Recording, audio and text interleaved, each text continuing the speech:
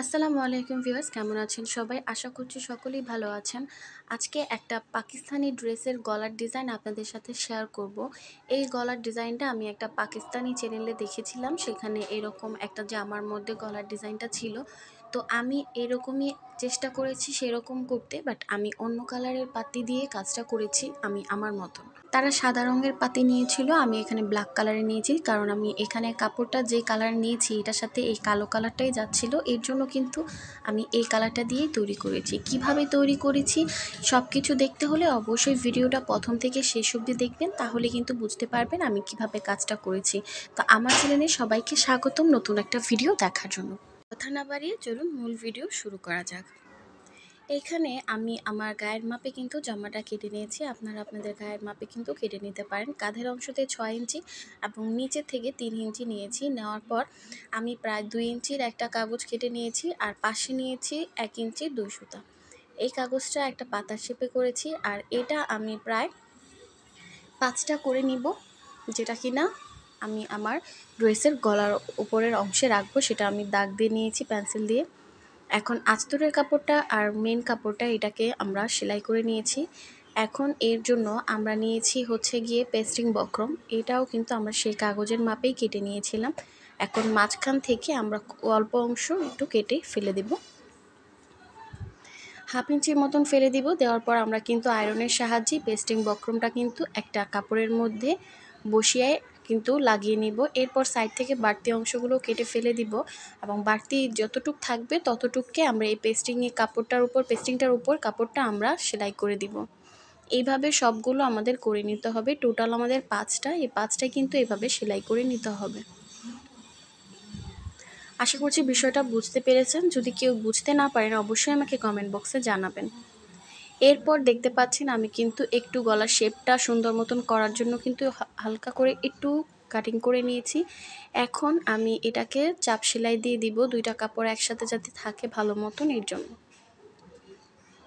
এরপর কিন্তু পিনের সাহায্যে আমি কিন্তু এই পাতার শেপগুলো কিন্তু বসিয়ে নিয়েছি। এরপর আস্তে আস্তে পিনগুলো একটু সরিয়ে সরিয়ে কিন্তু আমরা এই কাপড়টার সাইডে, মানে পেস্টিং বক্রমটা যেটা, সেটা সাইড থেকেই কিন্তু আমরা সেলাই করে নিব।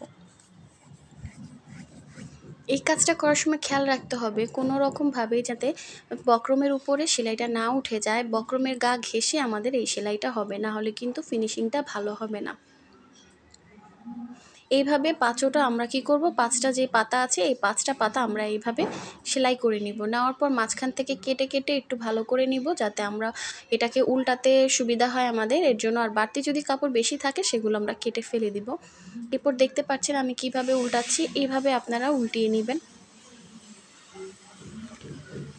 এভাবে উল্টিয়ে নেওয়ার পর আমরা আয়রনের সাহায্যে আবার একটু প্রেস করে নিব। এতে করে আমাদের পেস্টিংটা একদম ভালো মতন এটার সাথে লেগে যাবে, আর যতটুক আমাদের একটু উঁচু নিচু থাকবে সেটাও কভার হয়ে যাবে। তো দেখতে পাচ্ছেন আমাদের শেপগুলো, আর এটার উপরে কিন্তু আমি একটা সেলাই দিয়ে নিয়েছিলাম, যাতে আমাদের গলার শেপটা সুন্দর মতন থাকে। আর একটা কাপড় বাড়তি যে আস্তরের কাপড়, সেটা আমি কাঁধের উপর থেকে সেলাই করে নিয়েছি, যেহেতু আমরা এখন কাজ করব।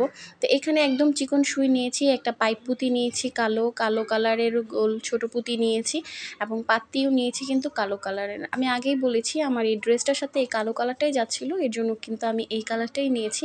আপনারা চাইলে কিন্তু অন্য কোনো কালার নিতে পারেন। আর এই পাত্তিগুলো আমার কাছ থেকে 1 তোলা নিয়েছে হচ্ছে গিয়ে 50 টাকা তোলা। ওনারা একটু বেশিই চায়, আপনারা একটু দামাদামি করে 5-10 টাকা কমাতে পারেন। আমার কাছে 60 টাকা চেয়েছে, আমি 50 টাকা করে এনেছি। আমার এখানে টোটাল 3 তোলা আছে, মানে 3টা পদের পুঁতি আমার 3 তোলা নিয়েছি। এখন আমার কাজের করার পর আমি দেখেছি যে আমার 3 তোলা মানে লাগে নাই, মানে 1 তোলা করে আমার লাগে নাই, খুবই অল্প পরিমাণে পাত্তি লেগেছে আর পুঁতি লেগেছে। এখন দেখতে পাচ্ছেন আমি কিন্তু পাইপ পুঁতি যেগুলো, সেগুলো দিয়ে কিন্তু গলার যে গোল অংশটা সেখানে একটা বর্ডার দিচ্ছি। চাইলে এইটা না দিয়ে আপনারা পাতি আর পুঁতির বর্ডারটাও দিতে পারেন, যেটা কিনা আমি পরবর্তীতে দিয়েছিলাম। তো এটাও দিয়েছি ওইটাও দিয়েছি, এটা আপনাদের ইচ্ছা মতন, আপনারা চাইলে এটা দিতেও পারেন বা এই অপশনটা বাদও রাখতে পারেন।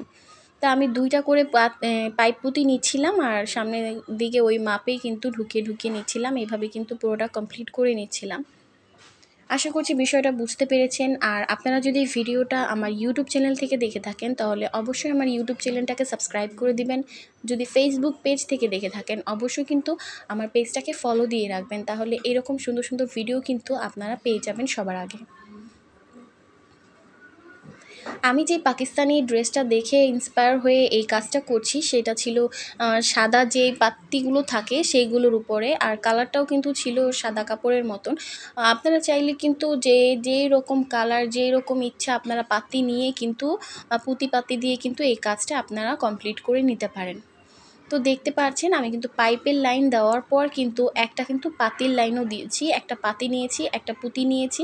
এরপর পাতিটার মাঝখান দিক দিয়ে কিন্তু আবার সুইটা বের করে নিয়েছি, এতে করে কিন্তু আমাদের এই পাতি আর পুঁতি এটা কিন্তু লক হয়ে গেছে। এখন এই যে গোল যে পাতিগুলো আর পুঁতিগুলো আছে এইগুলো আমরা কিন্তু এই যে শেপ পাতার শেপ যেগুলো এইগুলোর সাইড দিয়ে কিন্তু সেলাই করে নিব। আর পুরোটা কিন্তু একদম সিরিয়াল বাই সিরিয়াল আমরা করে নিব, কোনো অংশ যাতে একটু বেশি ফাঁকা না থাকে এই জিনিসটা খেয়াল রাখতে হবে। এক্ষেত্রে আপনারা চাইলে কিন্তু গলার মাপটা কিন্তু আর একটু বড় দিতে পারেন। আমরা যেটা নিয়েছিলাম 6 ইঞ্চি সে কাঁধের উপরের অংশটা গলার, সেটা আপনারা চাইলে 7 ইঞ্চিও বাড়িয়ে নিতে পারেন বা 8 ইঞ্চিও করে নিতে পারেন, তাহলে বোট গলার মতন হবে। আর নিচের যে পাতার অংশটা আমরা যেটা নিয়েছিলাম 3 ইঞ্চি আর নিচে পাতার থেকে নিয়েছিলাম প্রায় 2 ইঞ্চির মতন, এটাও চাইলে কিন্তু আপনারা 3-এর জায়গায় 4 এবং 2-এর জায়গায় 3 এরকম করে কিন্তু বড় করে গলাটা নিতে পারেন। আমি যেহেতু ছোট গলা পরি আর ছোট গলাটাই নিয়েছি, আপনারা চাইলে কিন্তু বড় গলা দিয়েও তৈরি করতে পারেন। কিন্তু ড্রেসটা তৈরি করার পর আমার মনে হয়েছিল বড় গলা দিয়ে তৈরি করলেই কিন্তু ড্রেসটা সুন্দর হতো বা হয়। তো পুরোটা কমপ্লিট করার পর দেখতে পারবেন যে ড্রেসটা কেমন হয়েছে। আসলে আমি প্রথম যেরকম ভেবেছিলাম যে ভালো হবে না, বাট পরবর্তীতে দেখলাম যে পাকিস্তানি যে ড্রেসটা আমি দেখেছি হুবহু সেরকমই হয়েছে। তো আমরা কিন্তু এই সাইডটা উপরের যে অংশটা এটা কিন্তু ভরাট করব, আর নিচের যে পাতার শেপটা এটা চারদিক দিয়ে আমরা 2টা লেয়ার করব। যেখানে আমাদের একটা লেয়ার আছে সেখানে আমরা 2টা লেয়ার করব। দেখতে পাচ্ছেন যে আমি কিন্তু 2টা লেয়ার করছি। এরকমভাবে কিন্তু সবগুলো রাউন্ডগুলো আমাদের এভাবে কভার করে দিতে হবে 2টা করে লাইন। আর যেগুলো একদম উপরের অংশ পাতার উপরের অংশ যেগুলো একটু ফাঁক ফাঁক বেশি ওই জায়গাগুলোতে আমরা একটু বেশি করে পাতিটা ইউজ করব, যেরকম আমি করেছি দেখতে পাচ্ছেন আপনারা। ক্যামেরায় কতটুকু বোঝাতে পারছি আমি জানি না, কিন্তু আসলে এই ড্রেসটা তৈরি করার পর কিন্তু অনেক সুন্দর হয়েছিল। তো দেখতে পাচ্ছেন আমি কিন্তু পুরোটা কমপ্লিট করে নিয়েছি। এখন এই জায়গাগুলোতে আমি একটু কাজ করব, এর জন্য এখানে পাইপ পুঁতি এবং পাতির কাজ করব। এর জন্য আমি কিন্তু 2টা পাইপ ভরে নিলাম, এরপরে কিন্তু একটা পাতি নিয়ে নিলাম, নেওয়ার পরে কিন্তু ডাইরেক্ট কিন্তু কাপড়ের ভিতরে ঢুকিয়ে দিয়েছি দেখতে পাচ্ছেন।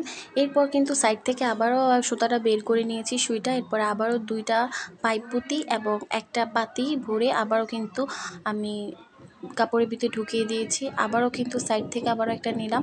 এইভাবে করে কিন্তু আমরা এই ফুলের মতন একটা শেপ আসবে এই সাইডগুলোতে, মানে টোটাল 2টা থাকবে, মাঝখানে 3টা আর সাইডে থাকবে হচ্ছে গিয়ে আপনার হচ্ছে একটা। তো এইভাবে কিন্তু কাজগুলো করতে হবে। আর এই জিনিসটা একটু খেয়াল করে দেখেন, 2টা পাইপ ভরার পর কিন্তু আমি একটা পাতি নিয়েছি এবং আমি কিন্তু পাতির মাঝখান দিয়েই কিন্তু সুতাটা কিন্তু নিচের দিকে নিয়ে গিয়েছি। তো এইভাবে কিন্তু কাজগুলো করতে হবে। আশা করছি বিষয়টা বুঝতে পেরেছেন। তো এরপর কিন্তু আমি আরও একটা আপনাদের দেখিয়ে দিচ্ছি, দেখতে পাচ্ছেন 2টা পাইপ পুঁতি ভরার পর কিন্তু একটা পাতি নিয়েছি, আবারও কিন্তু 2টা পাইপ পুঁতি নিয়েছি এবং একটা পাতি নিয়েছি। নেওয়ার পর কিন্তু একবারে আমি ডাইরেক্ট কাপড়টার মধ্যে দিয়ে কিন্তু সুতাটা নিয়ে গেছি। আর এখান থেকে কিন্তু কোনো রকমের ঝামেলা নাই, ডাইরেক্ট কিন্তু কাপড়ের ভিতরে ঢুকিয়ে দিয়েছি, এতে করে কিন্তু আমাদের এইটা হয়ে গেছে। এইভাবে কিন্তু আমি প্রত্যেকটা আমাদের যে 5টা পাতা ছিল এই 5টা পাতার নিচের থেকে কিন্তু আমি এভাবে করে নিয়েছি। তো ভিডিওটা যদি ভালো লেগে থাকে অবশ্যই ফ্রেন্ডদের মাঝে শেয়ার করে দিবেন যাতে তারাও জিনিসটা দেখতে পারে আর শিখতে পারে। এরপর কিন্তু পুরোটা জমিন জুড়ে কিন্তু আমি এইভাবে ছিটা পাতি দিয়েছি, একটা করে পাতি, এরপর একটা করে পুঁতি নিয়েছি, নিয়ে এরপরে পাতির মাঝখান দিয়ে কিন্তু সুইটা বাহিরের দিকে বের করে নিয়েছি আর এইভাবে কিন্তু গিট দিয়ে সেলাই করে নিয়েছি। তো ভিডিওটা যদি ভালো লেগে থাকে অবশ্যই চ্যানেলটাকে সাবস্ক্রাইব করে দিবেন, পাশে থাকা বেল আইকনটি বাজিয়ে দিবেন নিত্য নতুন ভিডিও সবার আগে পাওয়ার জন্য। আর যদি ফেসবুক পেজ থেকে দেখে থাকেন অবশ্যই কিন্তু আমাদের ফেসবুক পেজটাকে ফলো দিয়ে রাখবেন, তাহলে এরকম সুন্দর সুন্দর ভিডিও কিন্তু সবার আগে পেয়ে যাবেন। তো প্রথমেই কিন্তু দেখতে পেরেছেন ড্রেসটা কমপ্লিট করার পর কেমন হয়েছে। তো আজকের মতন বিদায় নিচ্ছি, সবাই সুস্থ থাকবেন, ভালো থাকবেন, দেখা হবে নতুন কোনো ভিডিওতে।